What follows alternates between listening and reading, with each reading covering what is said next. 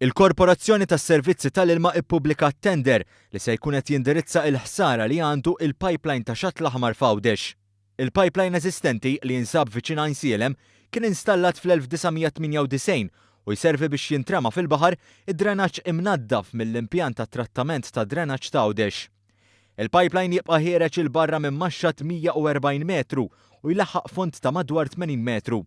Matul l-aħħar snin, l-aħħar 38 metru ta' dan il-pipeline spiċċa blokkat kompletament u ilha tinħass il-ħtieġa li din il-parti tinbidel. Il-proġett f'Xatt l-Aħmar se jikkonsisti minn 3 ħidmiet prinċipali. L-ewwel se jsir stħarriġ preliminari tal-pipeline eżistenti u taqih il-baħar biex imbagħad titneħħa l-parti blokkata u rrimi kif suppost tagħha.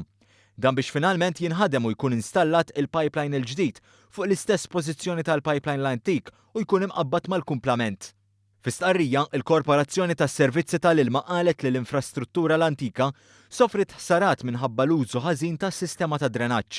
Żiedet tgħid li huwa importanti ferm li skart uman u karti degradabbli biss jintremew fis-sistema hekk kif materjali oħra jikkawżaw ħsara u danni fuq il-kapaċità tan-netwerk u kif ukoll tal-impjanti ta' trattament.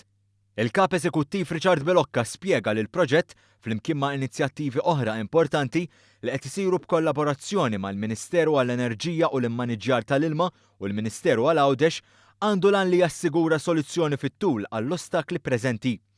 Is-sejħa għall-offerti ta' dawn ix-xogħlijiet se tagħlaq fil-ġimgħat li ġejjin u d-dokumenti huma disponibbli minn fuq is-sit www.wsc.com.mt/tenders.